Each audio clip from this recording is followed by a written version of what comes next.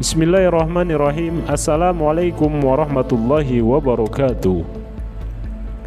Pada kesempatan kali ini, saya akan membahas tentang keteladanan dari para tokoh perempuan yang memiliki peran penting dalam sejarah. Kali ini ialah seorang tokoh penting dalam dunia persurat kabaran. Ialah jurnalis perempuan pertama di Indonesia. Ia akrab dikenal dengan nama Rohana Kudus. Sejak awal abad 20, ia telah aktif menulis di surat kabar perempuan Putri Hindia.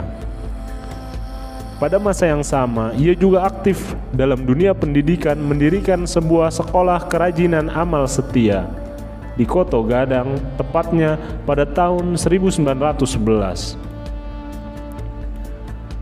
Ketika surat kabar Putri Hindia dibredel oleh pemerintah Hindia Belanda, Rohana berinisiatif mendirikan surat kabar bernama Sunting Melayu.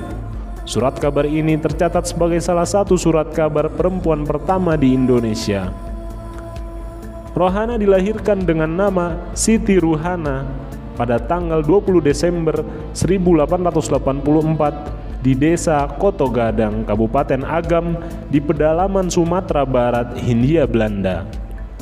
Ayahnya, Muhammad Rasjad Maharaja Sutan, adalah kepala jaksa Kepresidenan Jambi dan kemudian Medan. Ia adalah saudara tiri Sultan Syahrir dan sepupu Agus Salim. Dia juga bibi penyair Indonesia Khairul Anwar. Rohana dikenal cerdas meski tidak mengenyam pendidikan formal. Rohana adalah seorang perempuan yang mempunyai komitmen yang kuat pada pendidikan, terutama untuk kaum perempuan. Dengan kecerdasan, keberanian, pengorbanan, serta perjuangannya, Rohana melawan ketidakadilan untuk perubahan nasib kaum perempuan.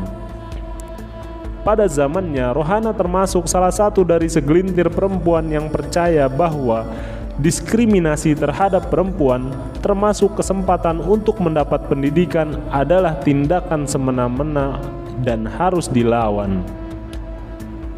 Pada tanggal 10 Juli 1912, terbitan pertama Sunting Malaju, sebuah surat kabar berbahasa Melayu dengan pembaca yang dituju, diluncurkan. Nama surat kabar tersebut mengacu pada sunting, hiasan kepala tradisional yang dikenal oleh perempuan, tetapi juga merupakan plesetan dari kata lain yang berarti menyunting atau mengoreksi. Rohana menjadi pemimpin redaksi, dibantu oleh Putri Sultan Maharaja, Zubaidah Ratna Juwita. Surat kabar ini bertujuan untuk meningkatkan tingkat pendidikan perempuan Indonesia, terutama karena sedikit dari mereka yang bisa membaca bahasa Belanda dan materi pendidikan modern yang tersedia dalam bahasa Melayu relatif sedikit. Surat kabar itu membahas isu-isu sosial hari itu, termasuk tradisionalisme, poligami, perceraian, dan pendidikan anak perempuan. Penerbitan surat kabar yang berkelanjutan mengilhami penciptaan lebih banyak masyarakat pendidikan seperti yang telah diciptakan Rohana pada tahun 1911. Selain itu, surat kabar Sunting Melayu tidak hanya membicarakan nasib perempuan di tanah Melayu, tetapi juga di belahan negara lainnya di dunia. Dia juga bersentuhan dengan politik dan memberikan gagasan bahwa perempuan juga bisa terjun dalam organisasi, pergerakan, dan percaturan politik. Sunting Melayu merupakan surat kabar yang terbit 3 kali dalam seminggu. Sunting Melayu tercatat dalam sejarah sebagai surat kabar perempuan pertama di Indonesia yang pemimpin redaksi, redaktur, dan penulisnya adalah perempuan. Rohana menghabiskan waktu sepanjang hidupnya dengan belajar dan mengajar, mengubah paradigma dan pandangan masyarakat Koto Gadang terhadap pendidikan untuk kaum perempuan yang menuding perempuan tidak perlu menandingi laki-laki dengan bersekolah. Di Bukit Tinggi, Rohana mendirikan sekolah dengan nama Rohana School. Rohana mengelola sekolahnya sendiri tanpa minta bantuan siapapun untuk menghindari permasalahan yang tak diinginkan terulang kembali. Rohana School sangat terkenal, muridnya banyak. tidak hanya dari Bukit Tinggi tetapi juga dari daerah lain. Hingga ajalnya menjemput, dia masih terus berjuang, termasuk ketika merantau ke Lubuk, Pakam, dan Medan.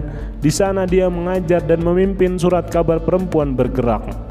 Kembali ke Padang, ia menjadi redaktur Surat Kabar Radio yang diterbitkan Tionghoa Melayu di Padang dan Surat Kabar Cahaya Sumatera.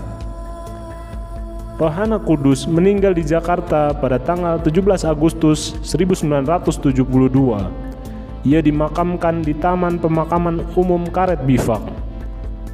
Pada tahun 1974, pemerintah dari daerah Sumatera Barat memberikan penghargaan kepadanya sebagai wartawati pertama. Ia juga mendapatkan penghargaan sebagai perintis pers Indonesia pada tahun 1987 dan bintang jasa utama pada tahun 2007.